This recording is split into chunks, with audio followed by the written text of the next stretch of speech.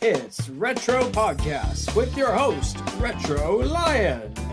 We talk music, entertainment, films, and more. And now, here he is, live, Retro Lion. Welcome back to Retro Podcast. I am your host, Ben Cena, also known as the Retro Lion. And today we have Luke Hutchie from TV shows like Ezra and Ghosting. Luke, it's an honor to have you. Welcome. Hi, thank you so much for having me. So, if I'm allowed to ask, what part of Canada are you from? Because you're Canadian, right?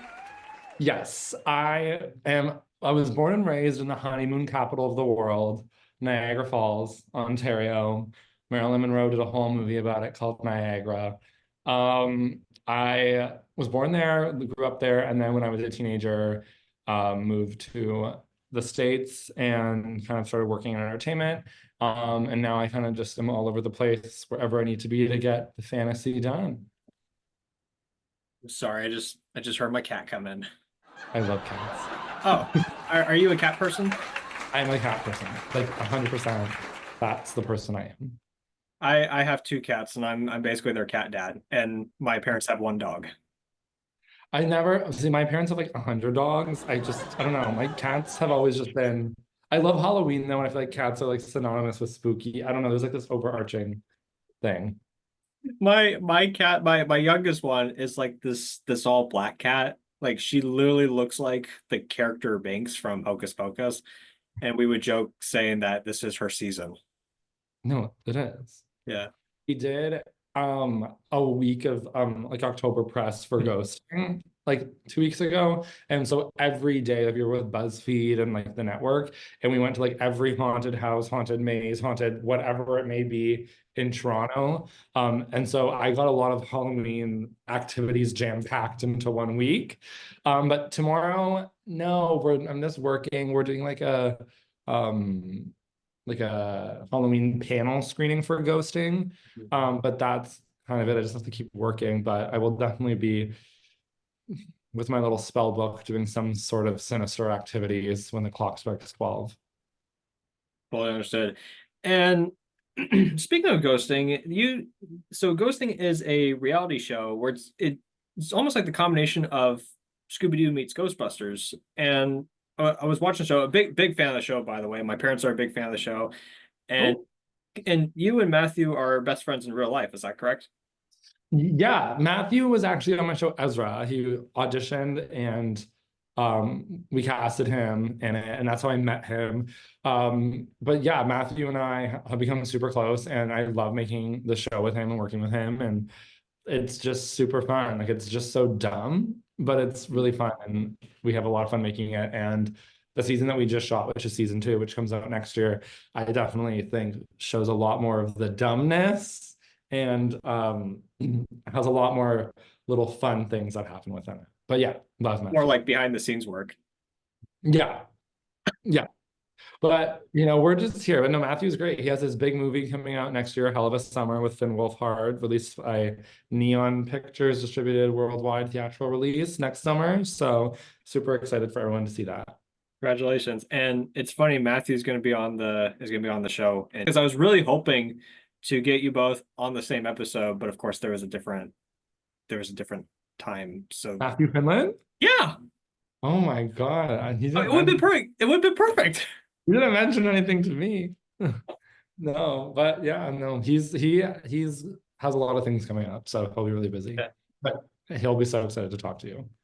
And speaking of ghosts, I actually do have a ghost story that happened a while back, if I'm allowed to share. Was driving home from work. It was late at night. I'm driving home from work, and whenever I drive home from work, I drive by this old railway bridge. It's an abandoned bridge. The railroad crossing used to be there, but the owners of that property sold the crossing side. Which I'm like, shame on them. It's a historical piece.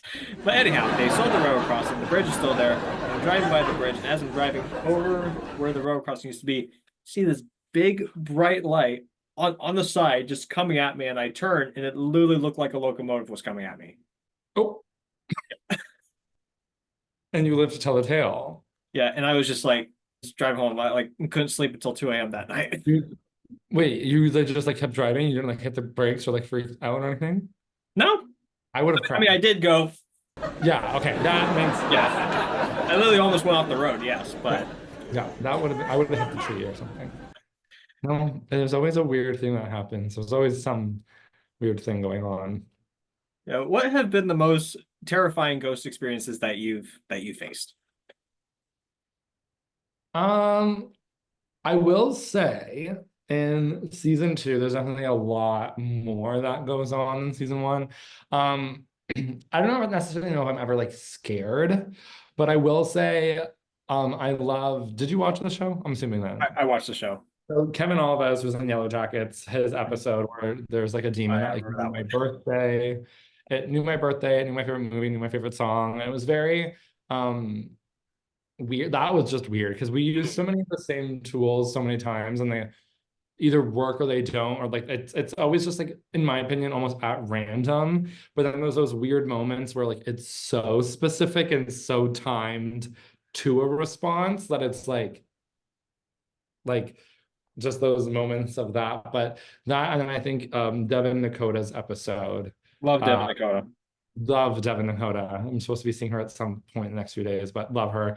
But she that was, I don't know why, that just also freaked me out. I'm more of like the sense of being scared rather than things that are super happening. But in season two, there's definitely something that happens that I'm like, oh, but there's a lot of stuff within it. But I think definitely like Kevin Alves and Devin's thing. I remember filming them, which in this show is rare because we're filming till like 5 a.m. That like my brain is like blocking things out. But I remember being there, like sitting beside Devin and being like, what?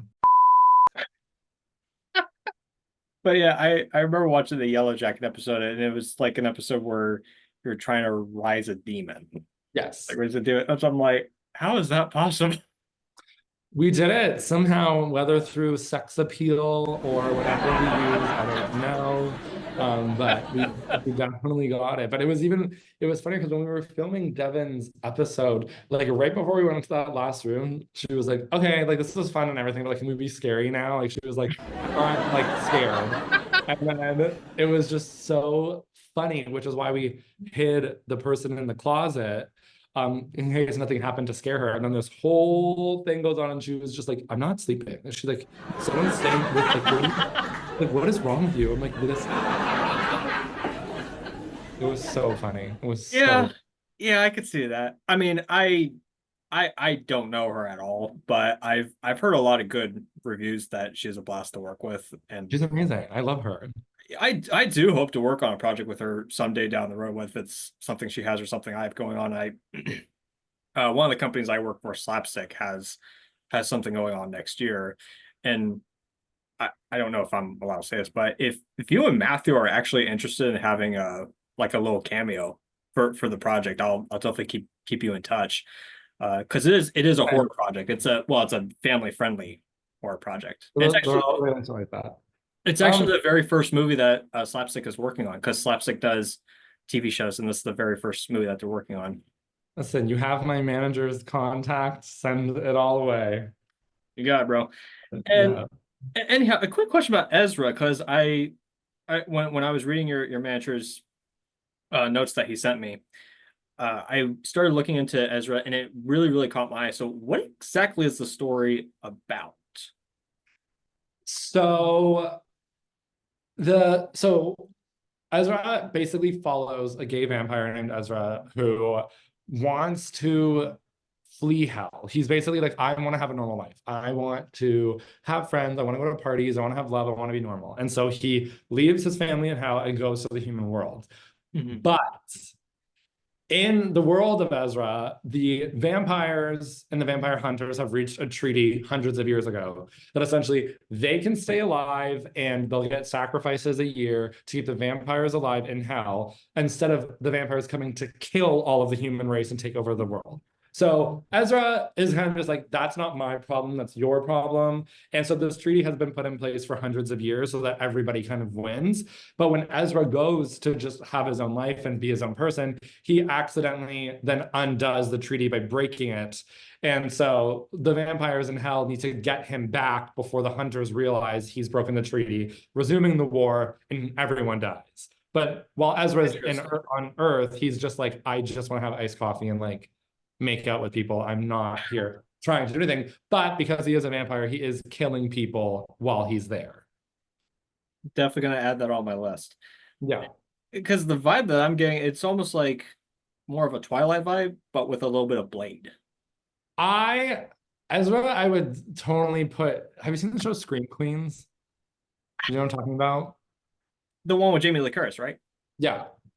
I tried to get into the first episode. I sorry to say this, but I have a very weak stomach. Like I don't mind jump scares. Like I'm immune to jump scares. But when it Yeah. comes to blood and gore, I can't watch anything that has blood and gore because I will vomit.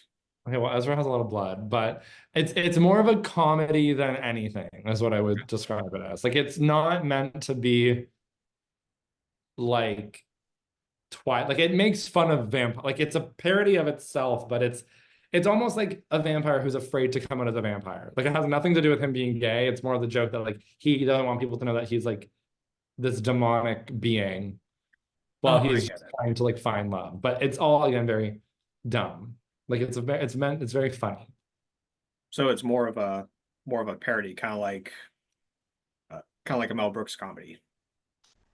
Or Less, yeah, it's still oh, scary, but it has moments. It's I would just yeah, like I Scream Queens is probably the closest thing I'd say to it, or like the flight attendant or any of that based on a true story, where like the horror is the crime or whatever the murders are what keeps the story moving forward, but the characters not that they don't take the circumstance seriously, but there definitely are a lot more like, well, could have been worse. And like there's like 20 people dead. It's like, well, is monster like your favorite theme? Like anything monster scariness related? I don't know if it's like really monster. I'm just like a horror girl. Like that's I love a scare. I love a fear. I'm not into a lot. I'm not really like I'm not gonna be like the like coming of age person that's like warm and fuzzy. I don't know. There's just something with the horror genre that I really love. And I think because no matter what happens, it'll always evoke some sort of reaction, whether it is like feeling ill from the blood or being really scared or having really wanting that person to survive. There's always something that you are responding to with it, whether it's good or bad. There's some sort of response people always tend to have to that genre. And I don't know, I love it. I'm like I love it. Anything scary, I don't know. There's just like childhood trauma, I don't know. It just like speaks to me. Well, if you ever get to travel to Put Bay, which is an island in Ohio, it's actually between Ohio and Ontario. There are plenty of ghost stories, mostly sea captain stories. So if you ever get to come to Put Bay, definitely you're going to find a lot of ghosts. I need to like text my mom. I feel like I've been there. Yeah. And Oh, speaking of Ohio, you've been to Cleveland and Cincinnati, is that right? yeah. Yeah. And Yeah. I your was in favorite Ohio like 2 weeks ago, I think. and what were your favorite moments about visiting Cleveland? I mean, I've gone there so many times in my life because my family lives in Ohio. But I don't know. I just remember there's nothing like even specific, but I just remember like growing up and we just spent so many summers just like running around and filming things and just doing dumb things. And I remember just like having Chipotle for the first time there. I don't know if that's a great memory. But I don't know, definitely it's a really familiar, like Cleveland in that area is a really familiar place to me. And it's just somewhere that I've grown up. I went to a lot of concerts there, a lot of those Scene Kid, I'm here. Abandon All Ships, New Year's Day, did them all at, I can't remember the venue that was in Cleveland, the Peabody Bingo. Room, something Yep. like that. Yeah. That's the one. I don't think it exists anymore. I think it's gone now, but Yeah. I way back then. I mean, I haven't been to Cleveland since the actor Peter Billingsley from A Christmas Story was here in town last year. I haven't been since, but yes, I did hear that the Peabody went out of business. But the good Yeah. news is rock and roll, that will never leave. That is still That I went there when I was literally like probably 12 or 13, so I don't super remember it, but I know I've been there at some point in my life. Mhm. But the Peabody like that venue, I remember like that was just like where all like the like MySpacey, like the alt bands were, and I remember going to that venue a lot because I was back then just rocking it. Yeah. Several years ago, me and my parents and brother, we went to go see Taylor Swift's Reputation tour at the stadium in Cleveland, and it was I a heard that. blast. Yeah, she puts on a show, or yeah, or at least that's what I've heard. I've never seen Taylor Swift, but it's a lot What? of. I'm not super Swifty. But I know. Are you like a Taylor Swift? Are you a Swiftie? Oh, hands down, yes. Oh my gosh. Uh, I don't know. She doesn't do it for me. Oh, it's gonna be like a cardboard cutout of Taylor Swift. but yeah, I have a signed Taylor Swift album. Oh my God. I know people who would like commit first degree murder for that. Like full blown murder. Really? Yeah, you know people will like people love Taylor Swift. They will like do whatever it takes to get signed things from her. That's horrible. What? Did you open Twitter? She's high in demand. I don't have X. I'm sorry. Oh, well, I will let you know now. People will fight wars for her. That's that's just bizarre. I don't even know how to speak after that. I'm like, man, when did celebrity fan base get so intense? Girl, the fandoms, that was like the whole plot of Scream 5. The fandoms, they are, they're no joke. They're no joke. Yeah. Did you hear that Nev Campbell's coming back for number 7? Yes. Yeah. How do you feel about number 7, by the way? I have no real comment about anything. I love the Scream movies. I grew up watching them. I love the franchise. I think Scream like perfected like the slasher movie genre. I love the movies, and I hope that they are able to, create a film that pays respect to everybody who is a part of the franchise. And I love it. And I think Kevin Williamson directing it is super cool, and I can't wait to watch it. The first one is always my favorite one. I didn't think there needed to be a 7. 6 was a perfect arc ending to the whole series. That's my opinion, but it's disgusting to me even more that they got rid of Melissa Burra. She did such a great job playing that character. I thought it was ridiculous that they had to fire her. That's just to me though. But the way how they handle it, it was very disgusted. So I don't think I could watch number 7. But anyhow, for folks that want to go into acting, monster hunting, like ghost hunting, what is the best advice you would pass on to them? I'm the wrong person to ask. Ghosting kind of happened out of a way to, because again, like Matthew and I are actors, and we, that's the whole thing. And we thought it was just so funny to see people from a horror movie or a horror show or something. You see these people that are brave characters in terrifying situations. And what would it be like to put that real actor in a real terrifying situation and see how they respond then? And so ghosting was kind of built out of just the fun of that idea. As far as my day to day, I don't really know. I love abandoned places. I love scary places. I'm not going to say that I love breaking and entering because that's illegal, but I do love going places where most don't go. And I think it's super fun. And Matthew definitely brings, his gadgets and gizmos and all of that to the show, which is how we talk to them. But my advice for anyone for anything is just do whatever you want and have fun. So, I mean, listen, just download an app on your phone, go into a tunnel, and hope for the best, I guess. Definitely when you said that Matthew has his gadgets and gears, it literally threw me to he's the Egon Spangler for ghosting. I don't know what that is. Egon Spangler was the character from Ghostbusters. He had big glasses, he had big hair, he had all the yeah. The actor Harold Ramis who played him, he passed away 10 years ago.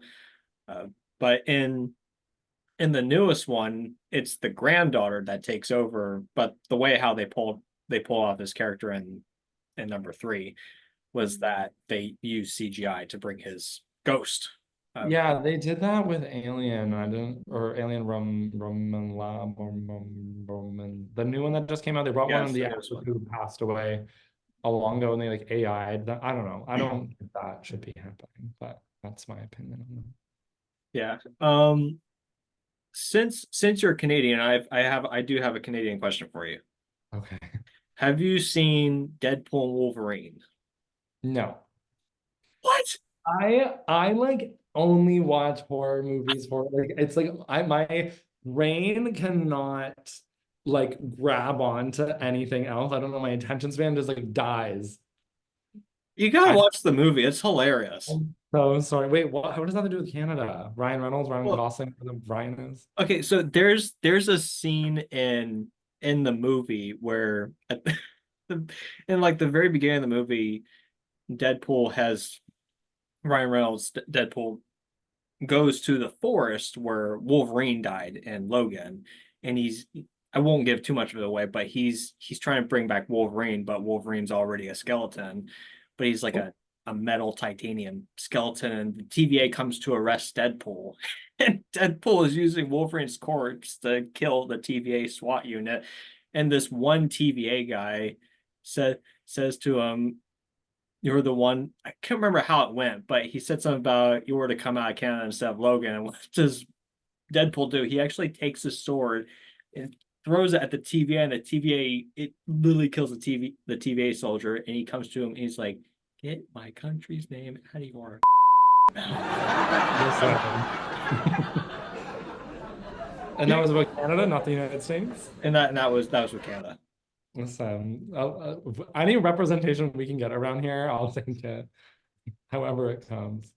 But it is hilarious. But most of his character does give a lot of reputation. And In the movie, they talk about him being Canadian. Mhm.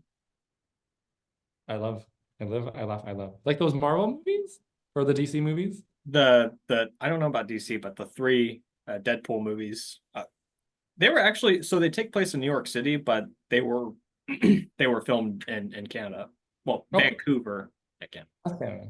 But yeah, I did not know that. But listen, I'll Canada, we're like secrets. We're Canadians are everywhere, but I feel like nobody ever realizes that. But any clout we can get, we'll take it. And we are coming down to the end of the interview, and we do have two famous questions. Okay. There's always one from my mother. Okay. I love it. She wants to know if you had to spend the rest of your life watching one movie, what would it be? Oh, that's easy. Jennifer's Body. Oh yes, I do remember that one. That's the greatest movie ever made. Yeah, was that one with Megan Fox? Yes. It was directed by Karin Kusama, written by Diablo Cody, starring Amanda Seyfried and Megan Fox, and it's the greatest movie ever made. Interesting. And I will die on that hill. It's fine. I remember when it came out. I saw it in theaters when it came out. I snuck into the movie theater because I was underage. You are brave. It was amazing. Greatest movie ever made. And for our famous one, since this is a retro show, is there a retro product that you had that from growing up as a kid or something that you wish you had? A product? A product, it could be anything. It could be from film, TV show, video games, toys, snacks, anything retro related. But like an item? Yeah, it could be an item. Um, I had growing up.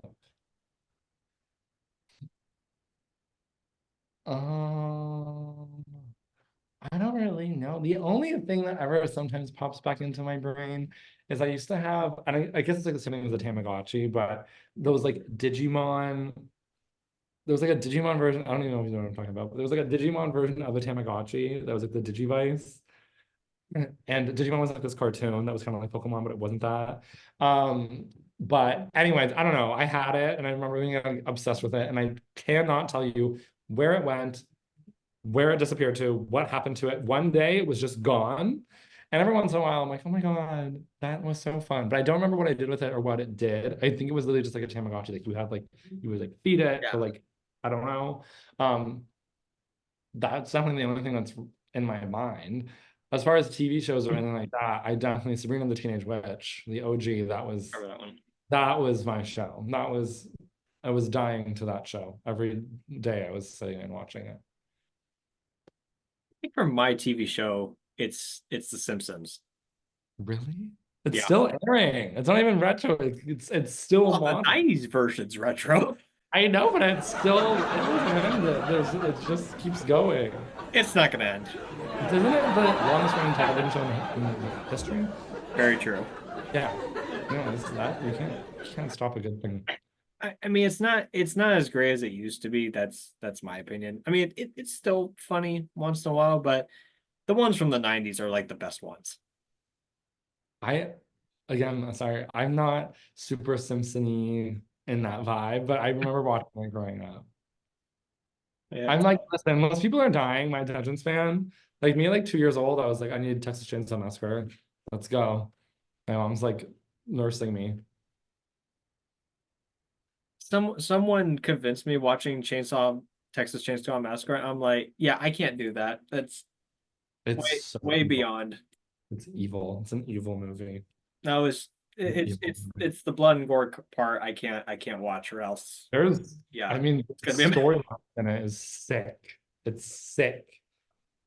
Yeah. Well, Luke, thank you again for participating in today's episode, and wish you the best with your new projects. Thank you so much for having me. Thank you. Thanks for listening. Be sure to like and subscribe to our YouTube channel. Follow us on Spotify and follow us on Instagram. See you next week.